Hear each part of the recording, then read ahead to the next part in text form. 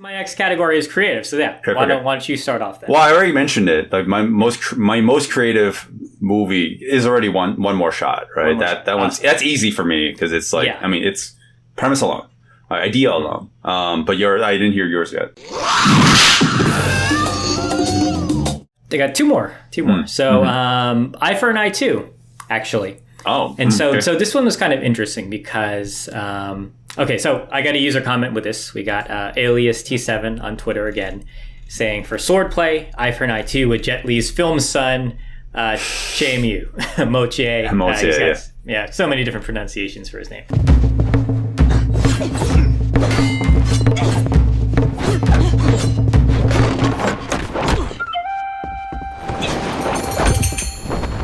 This year, I realized like, I haven't seen a movie with him, and then I realized I didn't get around to watching Eye for an Eye.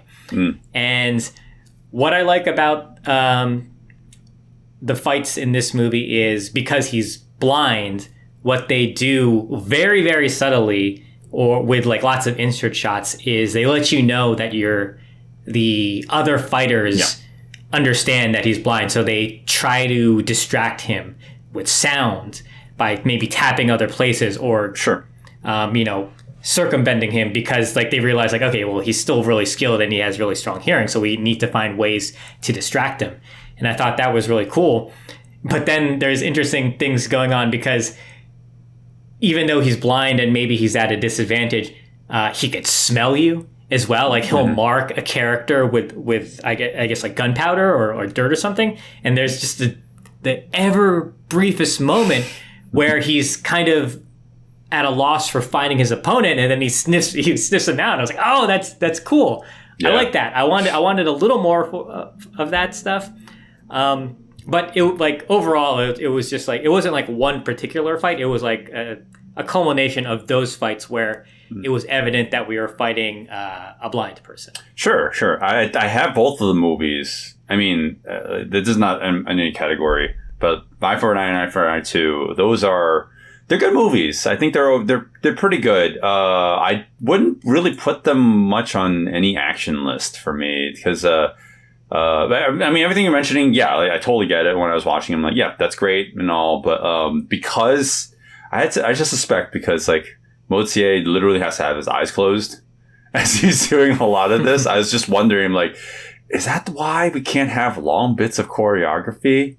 Because I just kept thinking this. So that's kind of my complaint with the fights in the movie. So I like the creativity that goes into the ideas behind this, but when I look at the fights, it is heavily edited a lot. Yes. And they do a lot of things that I don't like in modern choreography. Like the camera is just like a little too shaky. It's too like up in there. It feels very previs at times. Exactly. Mm-hmm. So like I didn't like that aspect, but I like what I just said before.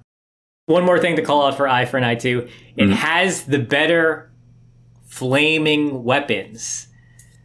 So Blade of Fury. That's right. Yeah. Has a big flaming sword, and in Eye for an Eye 2, there's actually a fight scene where a character dual wields flaming blades, and it's actually much more complicated choreography.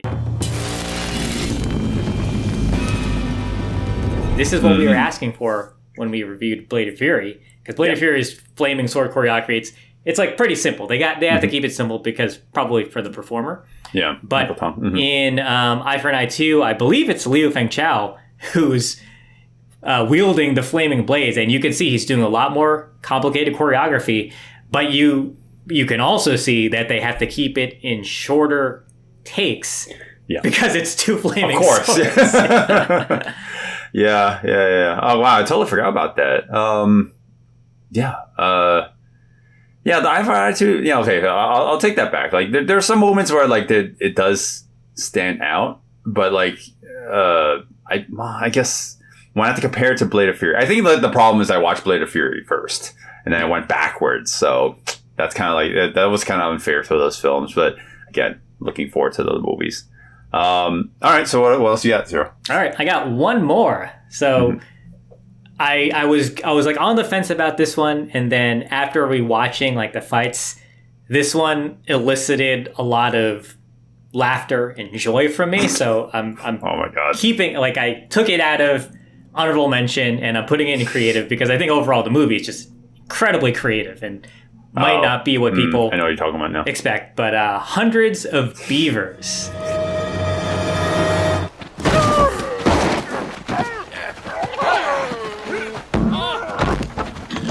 We saw this in the theaters, man. I had a lot of fun with this one. And it is not at all a fight movie, not really an action movie. It's like kind of this wacky... It's just straight up comedy. Yeah, wacky, silly, slapstick comedy. Like, kind of like from something that would like inspire Jackie almost. But it's kind of funny because there's a decent amount of stunt work in it. You have our main characters just like crashing around all over the ice. And but there is one fight scene actually with I think it's remember that Ryland Brixton Cole Tews. I believe that's the actor who plays the main character. It's towards the end of the movie. He gets captured by the beavers. They put him on the bench where they're gonna saw him in half. But miraculously he escapes. He frees himself from his shackles. And then he just goes on this spree of beating the shit out of the beavers. And it's funny because they're using a lot of dummies. Like, they're throwing them against the wall. They're using a lot of props. They're using fish as weapons. So, like, the whole thing is just, like, pretty hilarious. And it's pretty entertaining. But really, wow. I remember really liking this movie, but it was like very early in the year when we watched this, right? Yeah. So I don't remember much of it at all. I just remember... Yeah, I mean, I love the Tex Avery, the Looney Tunes, Merry Melodies kind of like style humor, and this is just like right up that alley, right? I mean, that's literally how they market themselves. It's live action Looney Tunes. Mm-hmm. So as I was like, I had a blast with it, but I actually didn't remember a lot of the fight scenes, if any fight scenes. Well, there's only one. It's barely a fight. It feels more like a old Western bar brawl. Because there's not really an exchange of hands. It's really lots of haymakers. They're just throwing each other across the room. And, like, if you were to really say, like, oh, is this a good fight? Choreography-wise, it is as simple as it can get. Sure. But it's so fun because he's fighting beavers in suits. He's using fish as weapons. And John D. Salvatore 440 on YouTube also listed it as one of his favorite fights. So there you go. That's how I Okay. All right. Got it.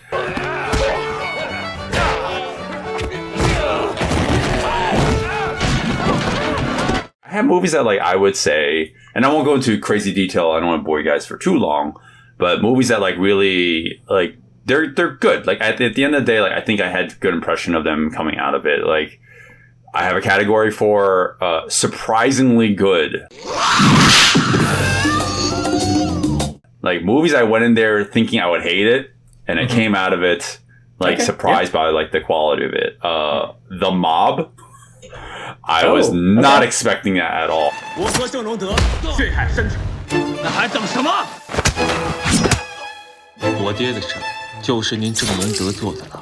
think this is me coming into the movie with my expectations from last year. Was like because we've watched so much crap on Haya. Chinese web movie, right? Chinese web movie, and like.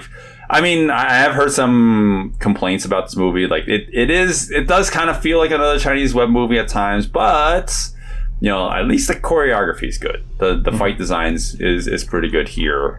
It's not. I wouldn't say it's anything crazy good, but like I generally like the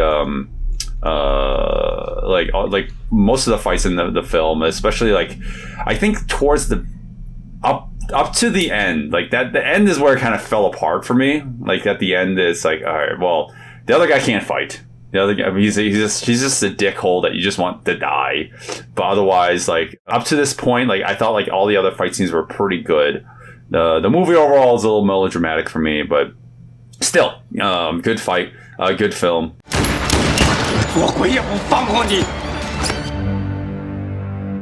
Okay, so maybe not surprisingly good, but if we're going to continue down this road, I'll mention a couple more movies with good fight scenes. Just generally good fight scenes. And this is not at all an indicator of whether or not the movie is good. All right? Because if we're talking about...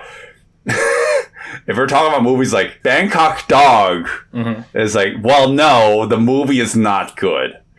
but there's some highlights of good action in that movie.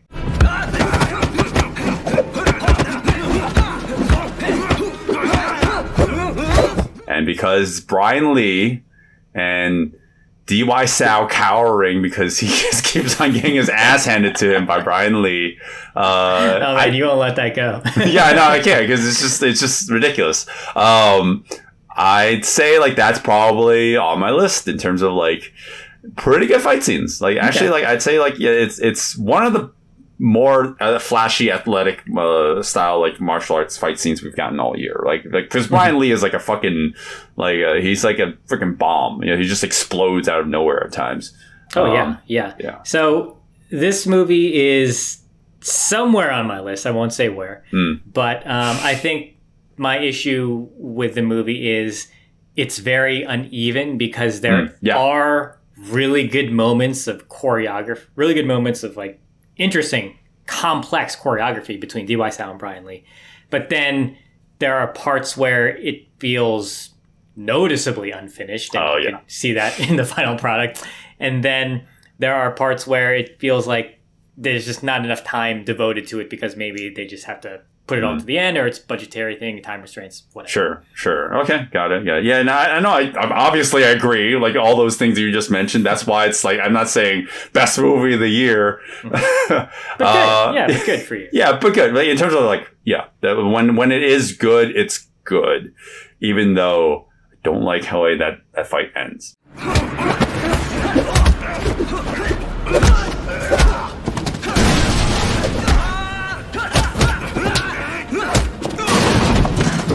Other movie I would mention, The Bodyguard. Xu Jingjing. Yeah, she was great in that movie. I also was not expecting this movie to be as good as she came out, but yeah, like I generally had a good time with like a lot of the fights in the film, just because like it really showed off our lead.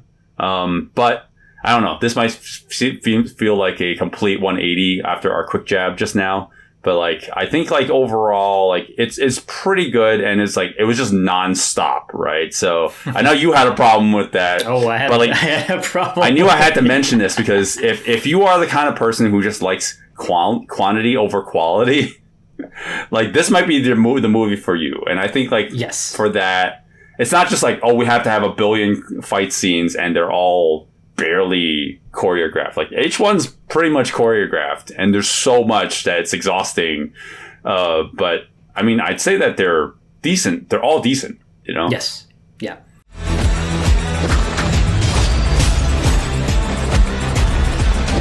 So group fight. This is any fight that involves your main character and multiple opponents, right? So obviously it's not 1 versus 1 where it's just 2 people standing off. This is generally like maybe a sea of people, or just maybe 1 versus 2, 1 versus 3, so on and so forth. So my first one, you're gonna hate me for this. Cade the Tortured Crossing, Neil Breen's latest film. Oh my god, no. My god. People might not realize this, but he has a group fight in this movie.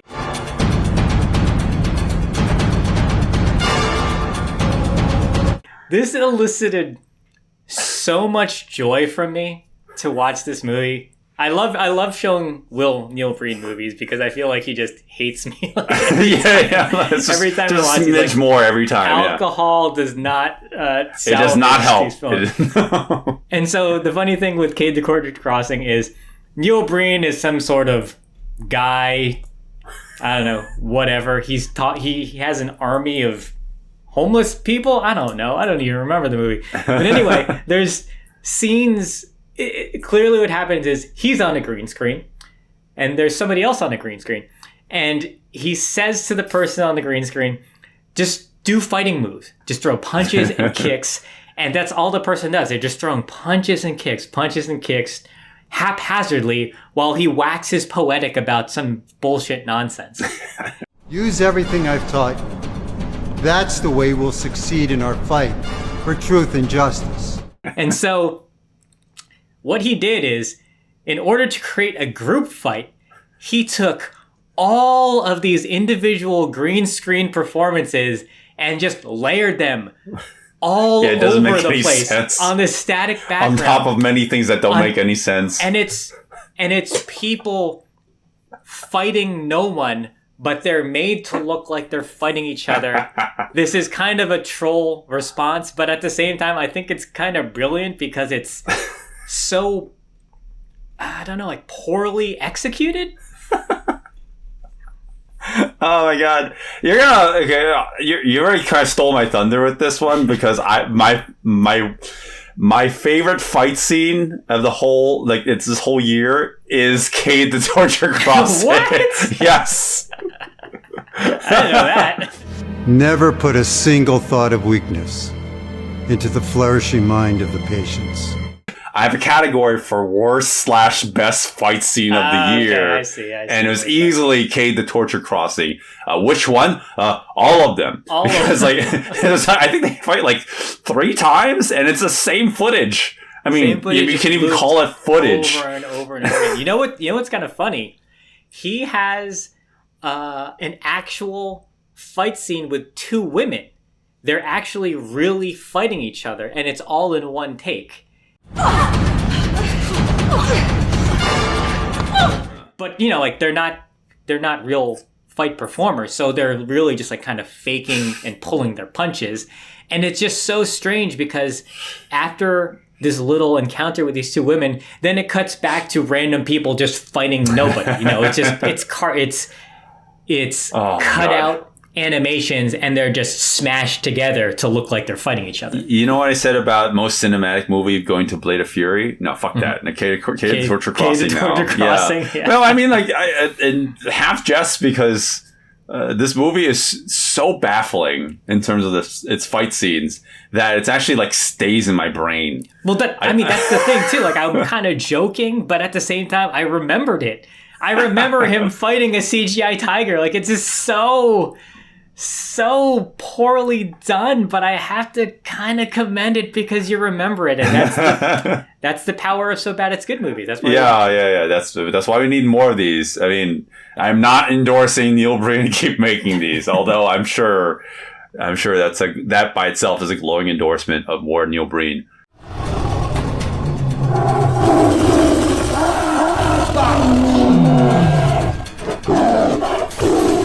Okay, so you haven't watched this one because there's so many fucking Chinese web films. But this is another one from Ching Pen-fei. This is Black Storm. This is Ashton Chen, actually. And there is a 2-on-1 elevator fight that goes on for about 3 minutes. It's amazing.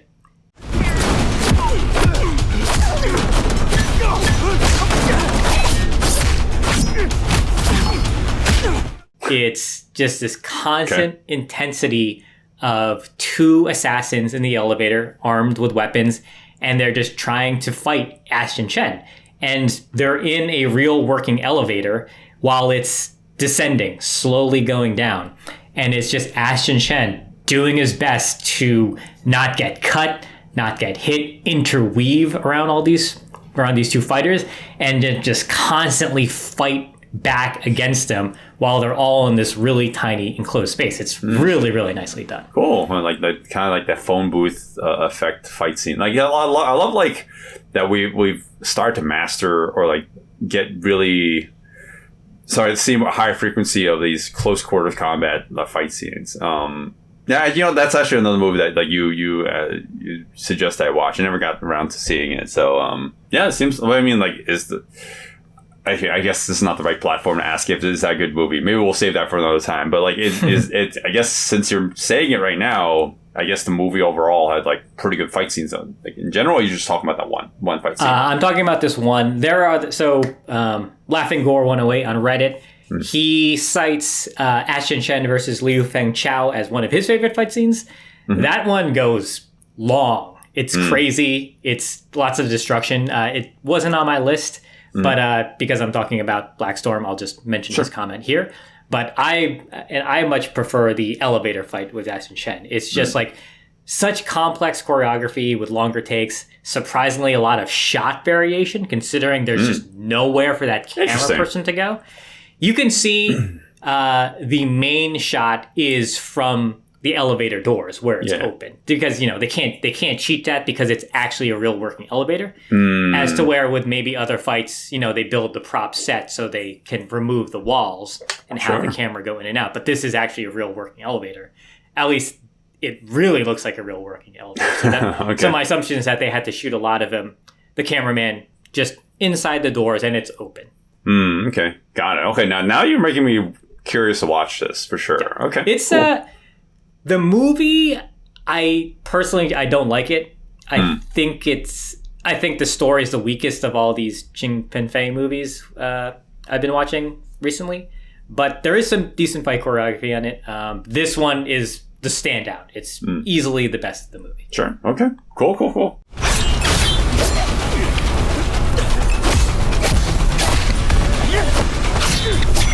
So this is... I wasn't really sure where to put this one, but I'm going to keep it in group because it'll make sense when I explain it. Sure, okay. So, life after fighting, right on a dojo at the end, right?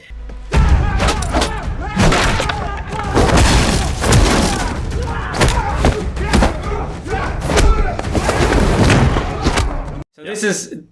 Brent Foster, man, what the fuck? He just came out of nowhere. Exactly. Where has he been hiding? He's been hiding on the last ship. I made that joke in the episode. But so this one, when I rewatched this is a little interesting because it's actually lots of one-on-one encounters. Yeah. But what I'm doing is I'm just going to say, you know what? This whole last epic 20 minutes or so, I'm just going to call it a group fight because he literally is constantly fighting against all these people. Yep. And then I wouldn't know how to call out the 1 versus 1 aspect of this. So it's a group fight. It's a group fight. Yeah, it's a group fight. Sure. And then basically this is the majority of the comments we got. Tylerson on YouTube, Life After Fighting was his. Robert Gorham, our Patreon listener. Yep. Okay. Said the last 20 minutes of Life After Fighting, of course. And then we got Ilias T7 again on Twitter, the finale of Life After Fighting with Brent Foster. Yes. And then Blue Evil Brad on Twitter. The last fight in Life After Fighting is worth talking about. Yeah. Indeed it is. That's what we're doing now. Yeah. Shout out to Robert. Thanks for being a long-term subscriber and fan. Because I totally agree. Life After Fighting. Not specifically the group fighting category for me. I didn't have one, but I actually have a category for just best fight movie of the whole year.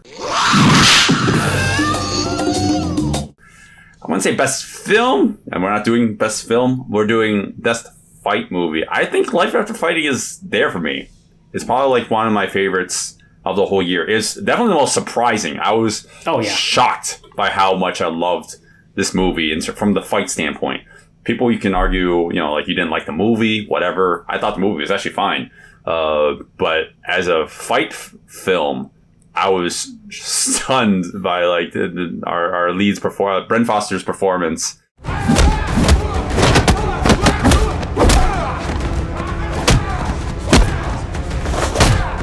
This is a case study for why you cannot say that a low budget is an excuse for shitty production or shitty final product. This is the budget wasn't super high, but somehow the fight choreography, the action design, all really fucking good, top notch. So yeah, I can't say enough good things about Life After Fighting. That's easily up there for me. It's funny. On paper, the final Raid on the Dojo kind of sounds like it would be a disaster because it almost sounds like a cost cutting method. Hey, we don't really have, we couldn't get a place. Let's just shoot in my gym, right? Let's just shoot in the studio. But, and you might think okay, it's just going to be them on the mat. They're just going to be fighting. It's going to be so repetitive because it's the one location over and over again.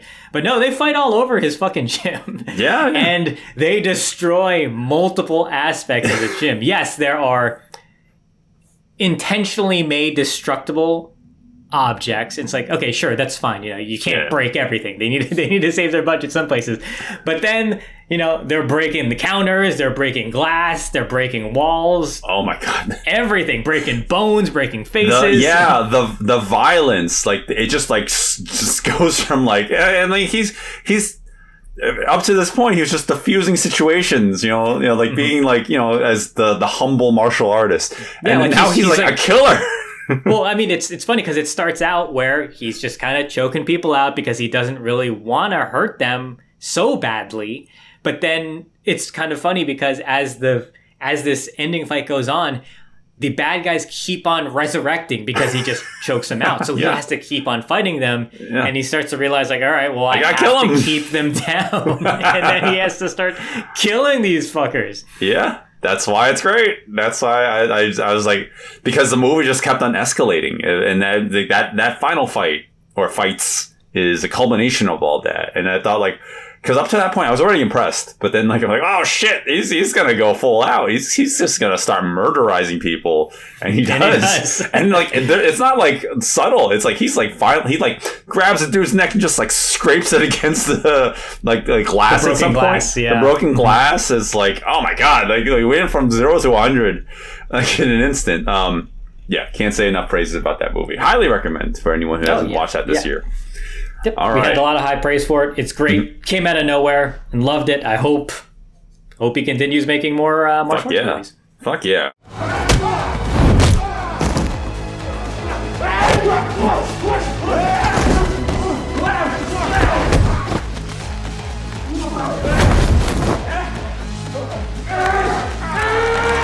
Oh, those are your group fights? Those are my group fights, yes. Okay. Do you have your one-on-ones then, right? I have my last category for positive fights. This is 1 versus 1 now.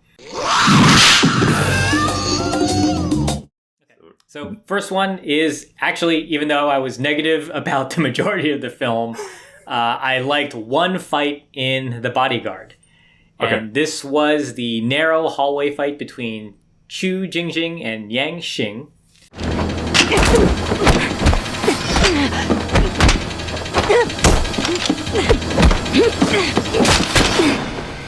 I like this fight a lot. It's so weird because I kind of hated like the rest of the movie, but something about this, like again, close quarters. They're in this very, very narrow hall. Yang Xing is just stalking the characters, and it becomes this interesting fight because they're trying to shoot each other, they're trying to dodge each other, they're trying to fight each other in this close space. And it's one of those cases where the quick editing surprisingly actually works for it because there's lots of gun evasion, there's lots of back and forth with them trying to get out of the way and then trying to fight at the same time. So it's one of those things where like when I was thinking about fights at the end of the year, like I just kept on thinking about this fight.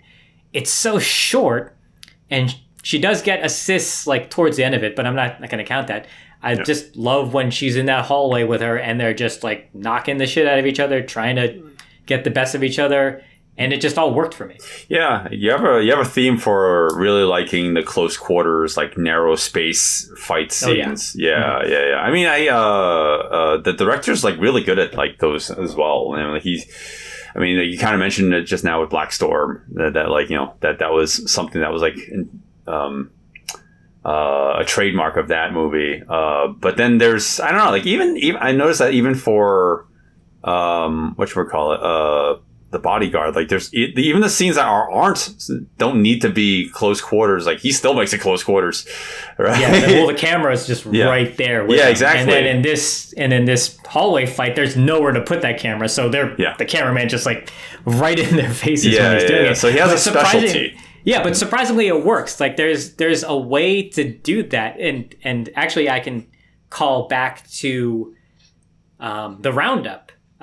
When I was rewatching that fight, they're in the bathroom and there's nowhere for this cameraman to go. So he's just literally over their shoulder and you can't make out any of the choreography. It's strange because I think the way they designed the choreography, the cameraman's location was actually hurting it in that movie. Where something like this in The Bodyguard, where it's still narrow, it's still over the shoulder, but the way they designed it, they were really thinking about shot composition. Yeah. No, I get you.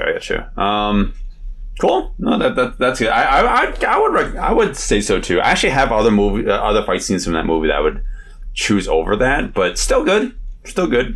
I mean, I know you don't like the movie as a whole, so let's not go into it anymore in detail. Of course. We have a whole episode about it. So yes, that's also true. What else you got? Okay, my next one is Baby Assassins 2. Final fight between Saori Izawa and Joey Iwanaga.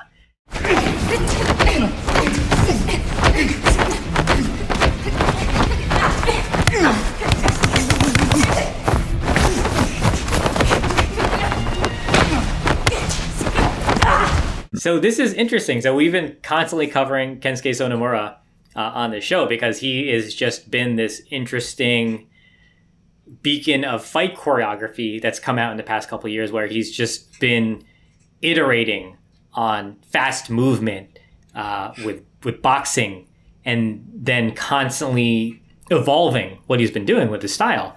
And I like this one a lot. I kind of forgot about it, and I wasn't sure if I was going to put it on the list, but then when I rewatched it, I remembered, okay, yes, I like this fight a lot. It's probably the most different from his fight catalog, because this one actually doesn't feel as serious and as dire as his other movies, where it's like, oh, like we have to fight to the death. We're really fighting for our lives. And in this one, I guess it's like the character interactions between Saori and Joey. It feels a little more playful. It feels like there's actually some sort of like fighter respect going on between them. At least you can tell through by the characters at the end. And then I actually like how this feels a little bit more like a dance at some times because of the way they're moving. They're hitting this interesting timing with their hits, and the way the camera's tracking them. It feels like this could just be really complex dance choreography. Okay, gotcha. Did not rewatch that movie for a good reason. I don't like these movies. So I just have to take your word for it. I don't actually remember. I'll give you that. Like, I mean, Kensuke Sonomura, love that dude. But I guess I've never been a big fan of the Baby Assassins movies. But I'll say that at least on the action side of things, any scene with Saori, it's great. Saori's very talented. I want to see her in other things too. I kind of want to see her play other roles other than just the soft-spoken girl. That's true. She's there and everything. But she's obviously very talented physically, and I definitely, anything I've seen her in so far, I've been impressed with the exception of A Janitor, which I mean, that movie's just a fucking mess. That was like a favor for the director. Yeah. But yeah, no, I definitely it's because I refuse to watch those movies again. I will totally say that yes, take Zero's word for it. I'm not going to rewatch that movie at all. Yeah, I mean, if you like Kensuke Sonomura's stuff, where he's got these flurry of boxing jabs, these near miss swings, and in this one, it feels. Yeah, it just feels more dancey, but that's not necessarily a bad thing. I think when you watch the fight, you can definitely see there's something different in it. And that's what I like, because as I'm watching these Ching Pen-fei movies, these mainland Chinese films, they're starting to look really similar. And then as I'm paying attention to Kensuke Sonomura's fight choreography, I'm noticing that he has a style, but he keeps on trying to iterate and change it with every movie. So I'm glad he's not just sticking to what he knows and just continues it throughout. Sure. Always evolving his craft. Okay, yeah, that's definitely something you want from your director or your action director, right? So yeah, cool.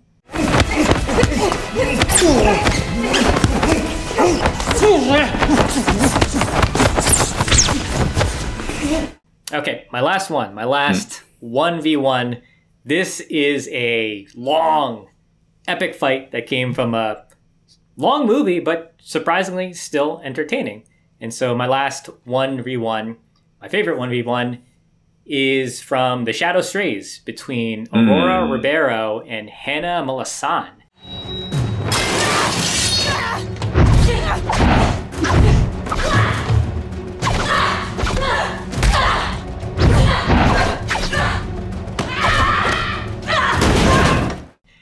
two actresses who apparently had no fight choreography or very little fight choreography training before this movie. And it's just insane what Timo Tjahjanto and his fight choreographer, action director, were able to pull out from these two people, because the final fight is so long. It's multi-staged.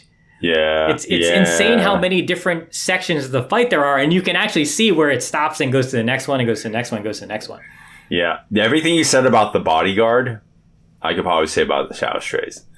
In terms of the the fact that like it just feels like it's relentless, maybe like obviously like that movie has a lot of fight scenes. This one's like, we did a review on this, and we did, and like looking back on it, I was like, I don't remember exactly for everything I said. I just feel like that whole oppressive feeling, like, when is this final fight gonna be fucking over, still lingers with me. Like, man, that final fight scene goes on forever.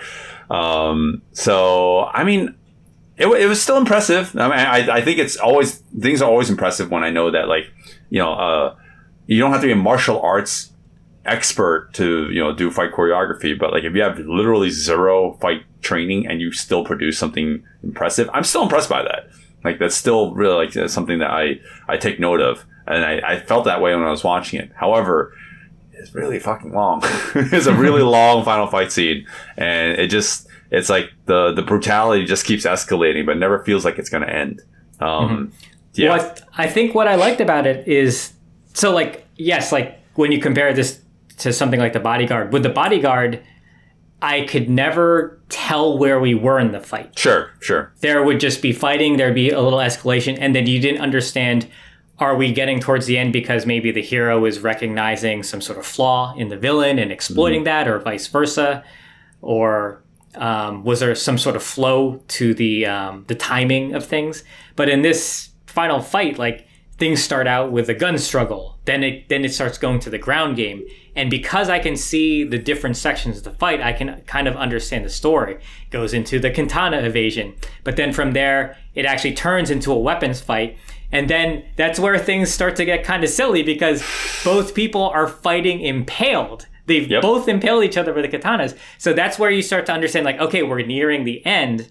And then it goes into the emotional fight. But it's funny because usually we say in the show, when it goes into the emotional fight, all the choreography goes out the window because it just becomes a slugfest, because they're fighting in slow motion. They're exhausted, and the music starts swelling. But actually, they're still fucking fighting each other in the emotional section of the fight. And I don't know. I think it's awesome.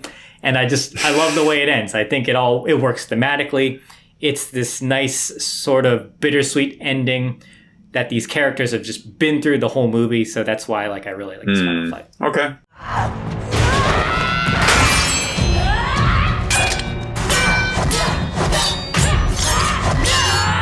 I mean, I still generally like the action in that movie, but I guess I wasn't super high praise on that. So, but I mean, I still think it's good. So, yeah, I'd take your word for it. I just don't think that final fight overstays its welcome. But I'm just being negative. Hey, speaking of being negative, guess what we got? They got our shit list. All these movies. I thought you're not supposed to say bad things about people. If you have nothing nice to say, don't say anything at all. Unless you have a Patreon. Unless you have a Patreon. Then you can listen. Hear those negative things that we're going to say. We're going to talk about our disappointing fights, possibly some other aged like milk fights, maybe crown some worse contenders. So I guess if you want to hear all of that, you should consider subscribing to us on Patreon. Yeah, absolutely. No, we have all these negative categories and negative, like, the little shout-outs. Again, not all the movies this year are terrible, but like there's a couple that I at least want to say, like, oh, that wasn't as good. Actually, I'd say this year overall, it's a pretty good turnout. Just a small handful of things I want to be like, yeah, let's talk about this. All right, Zero, let's do this.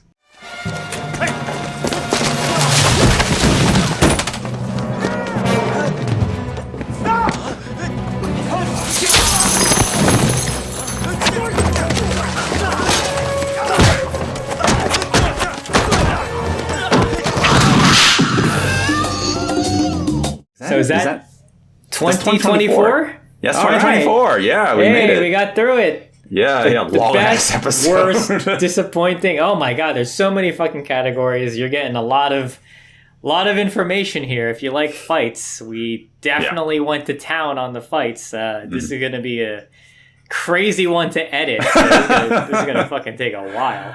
Yeah. But good luck to both of us, I guess. We have so many recordings that they're gonna bleed into next year too. So like that's what we're kind of trying to say is that we have so much content that came out this year alone. I didn't even really get to talk about like some movies, honestly. Maybe we'll save them for quick jabs.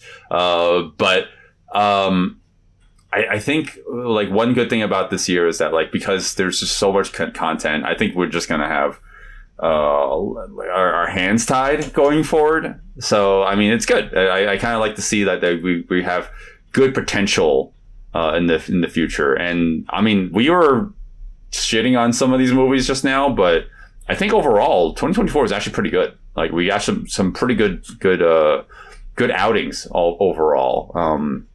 And again, I know we didn't cover every movie in this episode, but like overall, like I'm surprised, and I'm actually looking forward to seeing things from here on out. Hey, Will, would you be looking forward to 2025 if there's a new Neil Breen movie in there?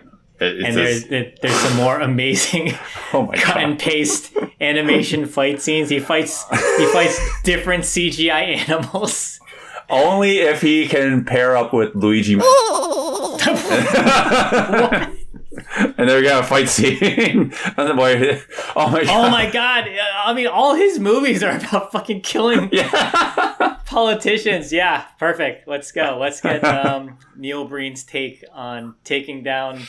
I don't know, even more of the upper class, but paired with Luigi and fight scenes. Yeah, yes. And he'll turn out he'll be like a super sentient being. I don't know. I don't know what the fuck he's gonna do. We can make a difference with their kind. We will make a difference.